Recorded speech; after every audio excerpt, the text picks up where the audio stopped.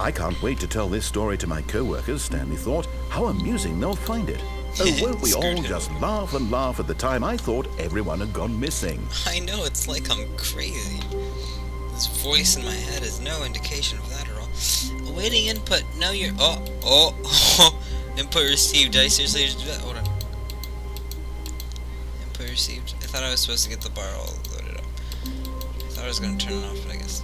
Okay. Oh, it doesn't need that. Who is he? 424. Oh, Chad. Sucks to be you. 416, 415.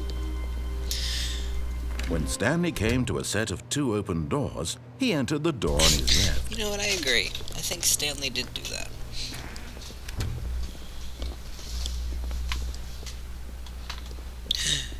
The meeting room. Yet there was not a single person here either.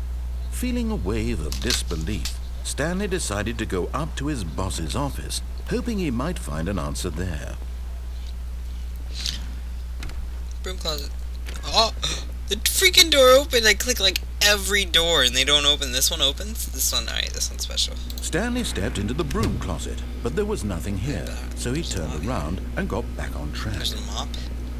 With no actual mop. Is there an actual mop? There's a broom. There's like this mop basket with no mop. There was nothing here. No choice to make, no path to follow, just an empty broom closet. No reason to still be here. There's a wrench, there's a tube. It was baffling that Stanley was still just sitting in the broom closet. He wasn't even doing anything. At least if there was something to interact with, he'd be justified in some way. As it is, he's literally just standing there doing sweet FA. I'm trying to move around and enjoy life and have fun. And Are you really still in the broom closet? Standing around doing nothing? Why? Please offer me some explanation here. I'm genuinely confused. Well, you see, dude, it's more like, I found this door and I opened, like... You do realize there's no choice or anything in here, right? If I'd said Stanley walked past the broom closet, at least you would have had a reason for exploring it to find out. But it didn't even occur to me because literally this closet is of absolutely no significance to the story whatsoever. Isn't it, though? I never would have thought to mention it. I mean, you're mentioning it now.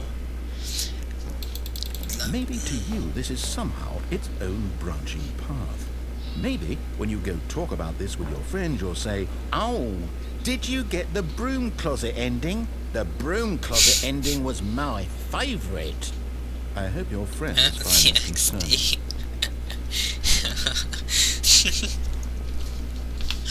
Stanley was fat and ugly and really stupid. Oh, wow. He probably only got the job because of a family connection. That's how stupid he is. That or with drug money. Also, Stanley is addicted to drugs and hookers. Seriously, dude, all I'm doing is sitting in a broom closet. Well, I've come to a very definite conclusion about what's going on right now. You're dead. You got to this broom closet, explored it a bit, and were just about to leave because there's nothing here, when a physical malady of some sort shut down your central nervous system and you collapsed on the keyboard. Well, in a situation like this, the responsible thing is to alert someone nearby so as to ensure that your body is taken care of before it begins to decompose. Hello? Anyone who happens to be nearby? The person at this computer is dead. He or she has fallen prey to any number of your countless human physiological vulnerabilities. It's indicative of the long-term sustainability of your species. Please remove their corpse from the area and instruct another human to take their place at the computer, making sure they understand basic first-person video game mechanics and filling them in on the history of narrative tropes in video gaming, so that the irony and insightful commentary of this game is not lost on them. All right, when you've done that, just step out into the hallway. Yeah, okay. Ah, second player, it's good to have you on board. I guarantee you can't do any worse than the person who came before you. You too? Unbelievable. I'm at the mercy of an entire species of invalids. Perhaps there's a monkey nearby you can hand the controls to. A fish? Fungus? Look, You can hammer out the details. I'm not particularly picky. I'll just be waiting for when you're ready to pick up the story. Yeah, again. I want to pick up the story. Coming to a staircase, Stanley walked upstairs to his boss's office. Downstairs, upstairs. Okay. We'll go upstairs. Alright. Executive bathroom. You're seriously locked. Freaking screw you, dude. You're locked too. Seriously? Stepping into his manager's office, Stanley was once again stunned to discover not an indication of any human life. Shocked, unraveled, Stanley wondered in disbelief who orchestrated this, what dark secret was being held from him. What he could not have known was that the keypad behind the boss's desk guarded the terrible truth that his boss had been keeping from him, and so the boss had assigned it an extra secret PIN number, 2845. But of course, Stanley couldn't possibly have known this. I mean... 2845... 2845... Stanley just sat around twiddling his thumb. Stanley simply began entering random codes into the keypad, knowing full well the sheer statistical unlikelihood that this would ever result in a correct combination. If he knew that the combo was 2845, it would be another story entirely. But 2845. 285 4 1 2 4 5.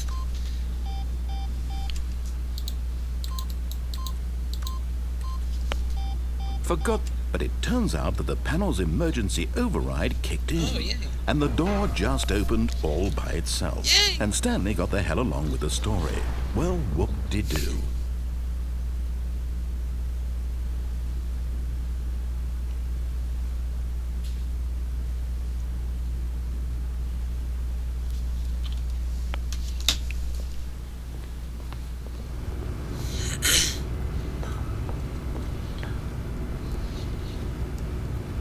Beep.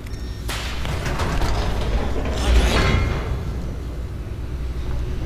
Bing. Bing. Loading.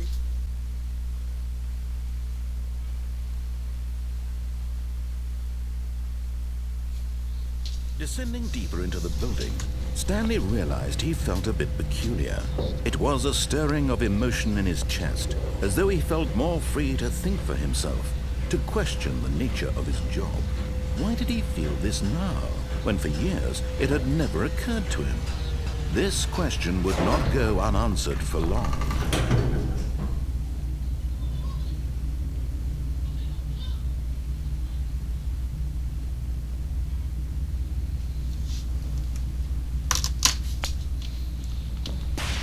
Alrighty. Stanley walked straight ahead through the large door that read Mind Escape! Control Facility. I'm getting out of here.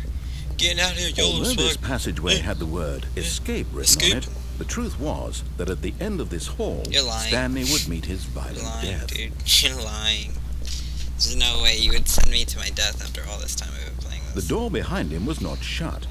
Stanley still had every opportunity to turn around and get Dude, back you're on lying. track. At this point, Stanley was making a conscious, concerted effort to walk forward and willingly confront his No, death. I'm going to escape. It said escape on the wall. I'm gonna trust your game developer's judgment. Seriously? I don't know. This looks highly shady. Oh, loading. Okay. Thought I died there for a second.